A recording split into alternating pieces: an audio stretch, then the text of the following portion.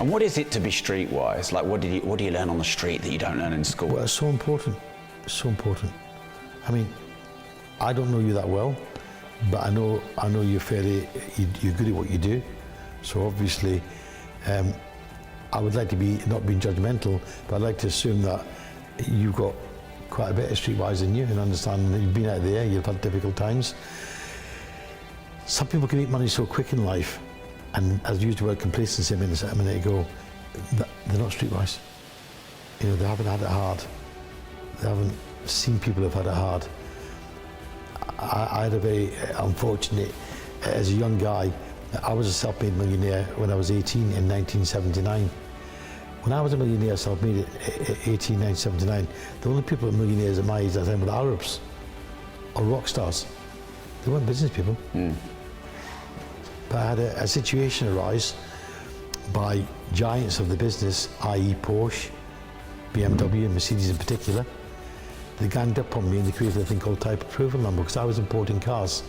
The only person first person to import cars into the UK of luxury cars was Tom Hartley.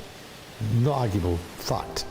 And I was making that much money as a teenager, but I loved doing it anyway. I wasn't thinking about the money, I just loved doing the deals. And they ganged up on me and created type approval number. And because the type approval number meant one car, one person, not a lot of cars per person, you couldn't import them. And I had to lose my deposits to put me out of business. So it put me out of business at an age where I'd already been there and done it before I was 20. And I had a health problem with my eyes. Coracoides had an eye disease, I had to have a big operation. And I let everything sort of just disappeared. There's my complacency. I wasn't complacent, I just got a bit of bad luck. And I was too good at what I was doing, that caused me the problem. So I had to start over again. But it was never going to be a problem for me starting over again because I'd already been there, I know what I had to do, but just do it a little bit of a different way. And it was a great experience. So that's the part of being streetwise. You have to, you know, there's something I always use when I'm lecturing to children, is experience, gut feeling experience is far better than research and training. In other words, if you experience it and you have a gut feeling for it, right, it's far better than research and training. Research and training doesn't give it to you. It gives you an idea, it doesn't give it to you. It's like my sons, when you said about how I educated them, geography. When I used to go out to places like Stratford or to Dundee in Scotland, I'd take them with me. They see it. I wouldn't show them on a book. That's Dundee, that's Stratford. They go to the places and visit them. Yeah. So that's what I call the real thing. You know, that's experiencing streetwise. Yeah. Streetwise can be misinterpreted into other areas. Other things is, you know, not always trusting somebody. And there's a very fine line on how you deal with that, because you lose a lot of business if you don't trust people, and you'll lose a lot of business if you trust everybody. So it's a very fine line. Who's the most famous person you've sold a car to? Oh, do you know, they've all been here. The Pope's not been here. Yeah. And the Queen's not been here. But I think we need to take some shots of even my existing original showroom now, because it's a 70s office. Yeah. I need you to see that. Okay. And they're all on the wall. Yeah. Andrew Lloyd Webber's, Rod Stewart's, Elton John's. Yeah. Oh, carry on. Yeah. Carry on. I said, I know the Pope hasn't been here, and God rest her soul, I know the Queen never did visit here. But I think everybody else has. Yeah. What do you think is easier to sell, 10 Fords or 1 Bugatti? That's quite a good question. As we are in the marketplace just now? Yeah. Well, the easy answer to that question is it depends on the price of them. Right. Simple as that. Price dictates everything. Right. There's nothing that's not easy to sell if it's priced properly. Yeah. That's a simple answer. You know, if there are people out there who are trying to go with the flow and it's not happening, that's because it's too high in price. Yeah. If there's one client you'd love to have but you haven't got, who would it be? Do you know, that's quite a good question. It's very difficult to answer that question because, you need to go in the office and have a look at the other stuff over there, because it's quite that question about the historic and the people that have been here is quite. And by the way, I want you to, were you aware of my other office? Yeah. Did you go there? Have you been in there? The one with all the pictures on You've the been wall. there, have you? Yeah. So In the other building. So you know what it feels like there? Yeah. Do you feel anything when you go in there? The aura in that office? Yeah, history. Yeah, it's there. Yeah. You feel it. I see young guys in there and they have orgasms. Like, wow. You know? It's like, we don't see this today. Yeah. No computers on the desk. Yeah. And yet they can smell and feel, and you can't smell and feel exactly what's happening there. Yeah. And it still happens today.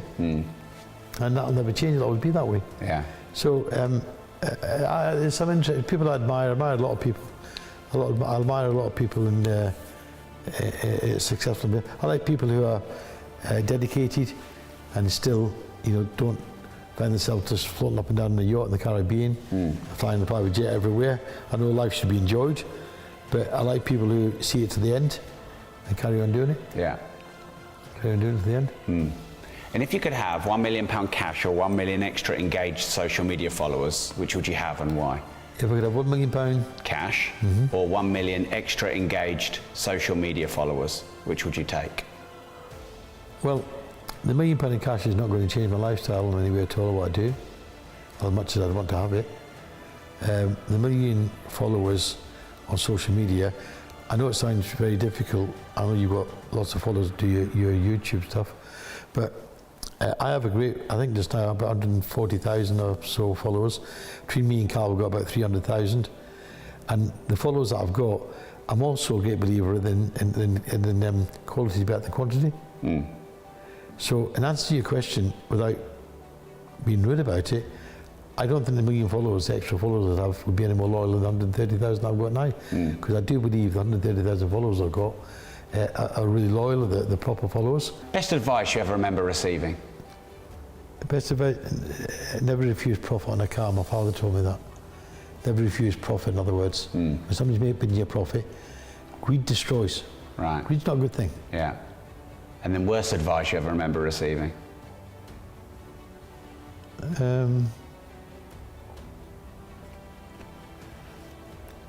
don't think I ever received bad advice. No. They would have come into the mistake category, but I don't think I ever received bad advice. So I think, the best advice I've ever was taken, as I said to you, is never to refuse profit, because you'll never go skint taking profit. Yeah. You're making money. Whether you could have made more next week or the week after, that's it. Move on. Yeah. The great thing about life, entrepreneurs' skills is about moving on. They forget bad deals and they're just driven. When I started writing my book, I was finished on this note. I had to make some reflections over 40 years I'd never made in my life because I'd never had time to make reflections. Just on to the next. Don't look back. Because I was writing the book, I had to start making reflections because I couldn't tell my story. Yeah. Have you got a copy of my autobiography? No. I'll give you a copy while you're here. Thank you. It's actually better on audio, I'm told, than it is to read it. I don't read books anyway, but it's a bestseller on Amazon for a business. It's the best-selling car book by a car dealer ever to date. Great. So it took me 12 months to do it 1 day a week, from 8 in the morning till 8 at night. But it was a great, it was one of the best things I've ever done in my life. Yeah. And this show's called Disruptors. What does that word mean to you? It's called what? Disruptors. What does it mean to me? Yeah. Disruption means that it makes you feel uncomfortable. No? Yeah. And will this make somebody feel uncomfortable? Will this? Yeah. Depends. Why do you call it disruption? Because change, forward progress, momentum, not getting comfortable, the opposite of comfort. Which is what we talked about. Yeah. I've talked just about complacency. I've told you some of the things that salesmen do that I wouldn't do. Yeah. That people will pick up from this program. One thing that people can't see, in my experience, I don't know, and I'm not turning the chair around here, but I'm not a flamboyant person, despite my success and profile. I don't want a private jet. I don't want private jets anyway because I'm claustrophobic. I don't want a yacht because I don't like the sea. Okay, so I'm happy with my golf clubs, a glass of wine, and a good meal. That's fine for me. Yeah. I'm spoiled to drive whatever car I want to drive. It's not a problem to drive them. So there's not a problem there. The point I'm making is, anybody who's challenging somebody with a track record and still doing what they've done successfully over the years, would be a bit stupid. So they should watch this podcast, and I hope they enjoy it. Well, thanks again for having us in the Listen, showroom. Thank you very much. Bloody expensive podcast. Every time you for come, me. it's unbelievable. I said you can podcast my wife off you.